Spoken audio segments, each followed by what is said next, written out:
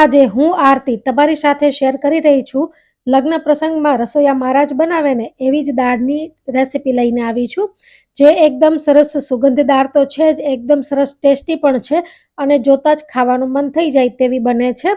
ઘણા લોકોને દાળ બનાવતી વખતે પ્રશ્ન હોય છે કે અડધો કલાક દાળ પડી રહી છે તો ઉપર પાણી આવી જાય છે. જો તમે આ રીતે દાળ બનાવશો ને તો દાળ એકદમ સરસ એક રસ બનશે અને ઉપર પાણી પણ નહીં આવે. સાથે આપણે એકદમ સરસ છૂટા છૂટા એવા લગ્ન પ્રસંગમાં જે ભાત હોય છે ને, ઓસાવેલા ભાત, એ બનાવવાના છીએ.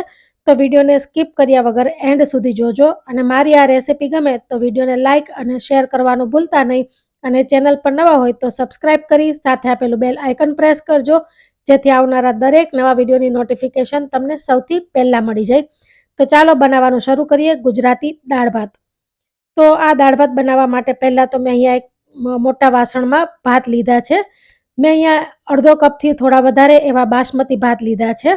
તમારે જે ભાત બનાવવો હોય એ લેવાના, પણ લગ્ન પ્રસંગમાં બાસમતી ભાત જ હોય છે, એટલે બાસમતી ભાત હોય તો વધારે સારું. આ રીતે મોટા ભાત હોય તે લેવાના છે. 2 થી 3 વખત સારી રીતે પાણીથી ધોઈ લેવાના છે. અને પછી હવે તેમાં આપણે 2 થી 3 ગ્લાસ જેટલું પાણી નાખી અને આ ભાતને પલાળીને 20 થી 25 મિનિટ માટે રહેવા દેવાના છે. હવે આપણે તુવેરની દાળ લઈ લઈએ. તો અડધો કપ જેટલી તુવેરની દાળ લીધી છે અને સાથે આપણે 1 ચમચી જેટલી મગની દાળ એડ કરવાની છે. મગની દાળ એડ કરશું ને એટલે ઉપર જે પાણીનો ભાગ આવે છે ને, અડધો કલાક દાળ પડી રહી તો ઉપર પાણીનો ભાગ આવે તે નહીં આવે. એના માટે આપણે 1 ચમચી જેટલી મગની દાળ એડ કરવાની છે. 2 થી 3 વખત સારી રીતે દાળને ધોઈ લેવાની છે.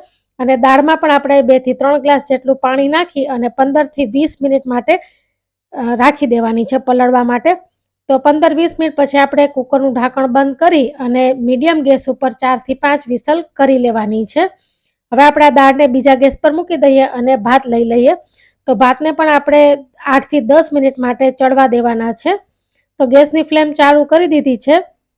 હવે તેમાં 3 થી 4 લવિંગ એડ કરી દેવાના છે. 2 થી 3 ટુકડા તજના એડ કરીએ અને 1 તમાલપત્ર એડ કરવાનું છે. આ રીતે આપણે ખડા મસાલા એડ કરશું ને એટલે ભાતમાં એની સુગંધ એટલી સરસ આવશે.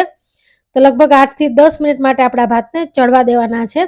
હવે ભાત ચડતી વખતે એમાં થોડું મીઠું એડ કરી દેવાનું છે, જેથી દાળ ભાત ખાઈએ ને ત્યારે તે મોડા ન લાગે. તો લગભગ 7-8 મિનિટ જેવો ટાઈમ થઈ ગયો છે. ભાત એકદમ સરસ આપણા બફાવા લાગ્યા છે. આપણે ભાતને વધારે બાફવા નથી દેવાના, વચ્ચે આ રીતે આપણે ચમચી ફેરવી લેવાની છે. અને લગભગ 7-8 મિનિટ પછી આપણે ચેક કરીએ ને તો ભાત આપણા 70 થી 80% જેટલા ચડી ગયા છે. તો હું તમને એક દાણો બતાવી દઉં. આ રીતે આપણે હાથમાં દાણો લઈએ અને પ્રેસ કરીએ તો દાણો તૂટી જાય છે. એકદમ સરસ આપણા ભાત ચડી ગયા છે. તો હવે આ ભાતને આપણે ઓસાવી લેવાના છે. ઓસાવ્યા પછી એમાં તરત જ ઉપર ઠંડુ પાણી રેડી દેવાનું છે, એટલે ભાત એકદમ સરસ છૂટા અને એકદમ સરસ સફેદ બનશે. તમે જોઈ શકો છો ભાત એકદમ સરસ એવા આપણા બનીને તૈયાર થઈ ગયા છે. તો લગ્ન પ્રસંગમાં જ્યારે પણ ભાત બનતા હોય ને ત્યારે તેમાં તમાલપત્ર, તજ અને લવિંગ ઉમેરવામાં આવે છે. તો દાળ પણ આપણી એકદમ સરસ બફાઈ ગઈ છે. તમે જોઈ શકો છો મેં 4 વિસલ કરેલી છે. તો દાળ એકદમ સરસ બફાઈ ગઈ છે. તો હવે આપણે દાળને બ્લેન્ડર કરી લેવાનું છે. તમે અહીંયા ઝરણીની મદદથી પણ દાળને ઝેરી શકો છો, પણ મેં અહીંયા બ્લેન્ડરનો ઉપયોગ કર્યો છે. તો એકદમ સરસ આપણે બ્લેન્ડર કરી દીધું છે અને દાળ એકદમ સરસ બફાઈ ગઈ છે, એટલે તરત જ બ્લેન્ડ થઈ ગઈ છે. હવે આપણે આ દાળને એક બાઉલમાં લઈ લેવાની છે. તો મેં અહીંયા જાડા તળિયાવાળા વાસણમાં દાળને લઈ લીધી છે અને કુકરમાં મેં 1 ગ્લાસ જેટલું પાણી એડ કરી અને એ પણ આમાં દાળમાં એડ કરી દીધું છે. તો હવે આપણે જે પ્રમાણે પાણી જોતું હોય એ પ્રમાણે એડ કરી દેવાનું છે. કન્સિસ્ટન્સી પરફેક્ટ રહે એ રીતે મેં ફરીથી 1 ગ્લાસ જેટલું પાણી એડ કર્યું છે. હવે તેમાં આપણે મસાલા કરી દેવાના છે. તો પહેલાં તો આપણે ગેસની ફ્લેમ ચાલુ કરી દઈએ, મીડિયમ ગેસ રાખી દેવાનો છે. અને હવે તેમાં આપણે થોડા મસાલા કરી લેવાના છે. તો આનો વઘાર છે ને એ એકદમ મહત્વનો છે. વઘાર વખતે આપણે બીજા મસાલા કરશું. અત્યારે આપણે સ્વાદ પ્રમાણે મીઠું એડ કરશું. 1 ચમચી જેટલી હળદર એડ કરી દેવાની છે અને સાથે 1 ચમચી જેટલું ધાણા જીરું પાવડર એડ કરી દેવાનો છે. દાળમાં ધાણા જીરું પાવડર એડ કરવાથી દાળ થોડી ઘટ તો બનશે જ, પણ સ્વાદ પણ એકદમ સરસ આવશે. સાથે 2 ઇંચ જેટલો આદુનો ટુકડો છે, જેને મેં આ રીતે ખમણી લીધો છે. તો આદુનો ટુકડો તમારે ખમણીને જ એડ કરવાનો છે, તેનાથી સ્વાદ દાળનો એકદમ સરસ આવશે. તો હવે આદુ પણ એકદમ સરસ આપણે ખમણીને એડ કરી દીધો છે. હવે આપણે સારી રીતે બધું મિક્સ કરી લેવાનું છે. તો તમે જોઈ શકો છો કે અત્યારે દાળનો કલર એકદમ સરસ દેખાઈ રહ્યો છે. હવે આપણા સિંગદાણા છે તેને મેં અડધો કલાક માટે પાણીમાં પલાળીને રાખી દીધા છે. તેનું જે લાલ પાણી છે તે દૂર કરી અને એકલા સિંગદાણા આપણે એડ કરી દેવાના છે. સિંગદાણાને પલાળીને જ એડ કરવાના છે. તો હવે એકદમ સરસ આપણી દાળ ઉકળવા લાગી છે તો આપણે વઘાર કરી દઈએ. તો વઘાર કરતી વખતે તેમાં આપણે 2 મોટા ચમચા જેટલું તેલ એડ કરી દેવાનું છે.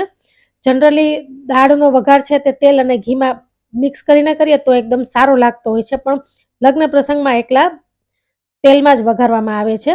હવે તેમાં આપણે અડધી ચમચી જેટલી આખી મેથી એડ કરીએ અને સાથે આપણે તજ, લવિંગ, બાદિયાન, સૂકા લાલ મરચાં અને તમાલપત્ર એડ કરી દેવાના છે. પછી તેમાં 1 મોટી ચમચી જેટલી રાઈ એડ કરવાની છે. રાઈને સારી રીતે ફૂટવા દેવાની છે, નહીંતર જ્યારે પણ દાળ પીસો ને ત્યારે તમને રાઈનો સ્વાદ સારો નહીં આવે. એટલે રાઈને ફૂટવા દેવી જરૂરી છે. દાળમાં રાઈનો વઘાર વધારે હોય છે, એટલે જીરું કરતાં આપણે રાઈ વધારે એડ કરવાની છે. રાઈ ફૂટવા લાગે એટલે તેમાં 1 ચમચી જેટલું જીરું, ચપટી હિંગ, 8 થી 10 લીમડાના પાન એડ કરી દેવાના છે. અને 2 લીલા મરચાં છે જેને મેં આ રીતે લાંબા ટુકડામાં કટ કરીને એડ કર્યા છે. અને દાળનો કલર એકદમ સરસ આવે ને એના માટે આપણે વઘારમાં જ 1 ચમચી જેટલું લાલ મરચું પાવડર ઉમેરવાનું છે. કાશ્મીરી લાલ મરચું પાવડર ઉમેર્યું છે. હવે વઘાર એકદમ સારી રીતે મિક્સ કરી અને તેમાં આપણે આ દાળ છે તેમાંથી 2 થી 3 ચમચા જેટલી દાળ એડ કરી અને સારી રીતે વઘાર મિક્સ કરી દેવાનો છે. તો તમે જોઈ શકો છો વઘાર એકદમ સરસ બન્યો છે અને સુગંધ પણ એકદમ સરસ આવી રહી છે.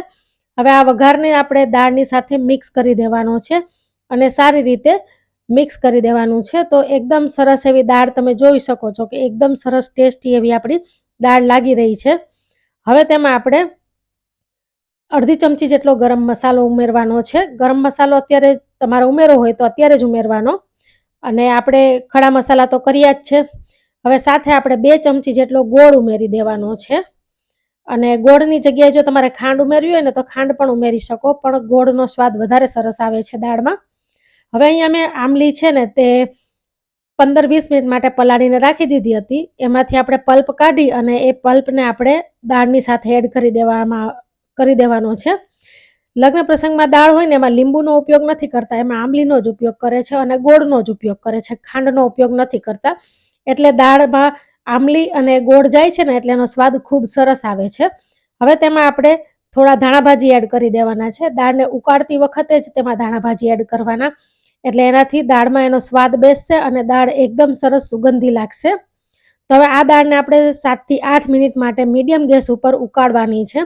દાળને ઉકાળવી ખૂબ જરૂરી છે. જો તમે દાળ એકદમ સરસ ઉકાળશો ને તો જ ઉપર પાણી નહીં આવે અને એકદમ સરસ ટેસ્ટી એવી આપણી દાળ બનશે અને વઘાર પણ દાળ સાથે એકદમ સરસ બેસી જશે. એટલે 7 થી 8 મિનિટ તો ઓછામાં ઓછી આપણે દાળને ઉકાળી લેવાની છે.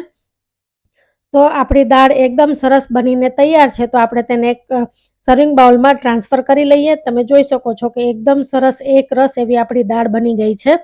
જોતાં જ ખાવાનું મન થઈ ગયું ને, એટલી સરસ ટેસ્ટી આ દાળ બનેલી છે. તમે પણ એક વખત આ દાળ જરૂરથી ટ્રાય કરજો. ઉપરથી આપણે ધાણા ભાજીથી આ દાળને ગાર્નિશ કરી લેવાની છે. તો ફ્રેન્ડ્સ, એકદમ સરસ લગ્ન પ્રસંગમાં હોય કે પછી ભરામાં હોય, રસોઈયા મહારાજ બનાવે ને તેવા જ આપણા દાળ ભાત બનીને તૈયાર છે. તો હવે તેને આપણે સર્વિંગ પ્લેટમાં લઈ લેવાના છે. તો ફ્રેન્ડ્સ, આઈ હોપ કે આજની મારી આ રેસિપી તમને ખૂબ પસંદ આવી હશે. જો મારી આ રેસિપી થોડી ઘણી પણ તમને પસંદ આવી હોય ને તો વિડીયોને લાઇક અને શેર કરવાનું ભૂલતા નહીં. ચેનલ પર નવા હોય તો સબસ્ક્રાઇબ કરી સાથે આપેલું બેલ આઇકન જરૂરથી પ્રેસ કરજો, જેથી આવનારા દરેક નવા વિડીયોની નોટિફિકેશન સૌથી પહેલાં મળી જાય. તો ફ્રેન્ડ્સ, તમે કઈ રીતે દાળ બનાવો છો એ મને કમેન્ટ કરીને જરૂરથી કહેજો, અને તમે ક્યારે આવી રીતે દાળ બનાવી છે કે નહીં એ મને ખાસ કમેન્ટ કરીને કહેજો. તો ફ્રેન્ડ્સ, હું આરતી ફરી મળીશ નવી રેસિપી સાથે. ત્યાં સુધી ટેક કેર.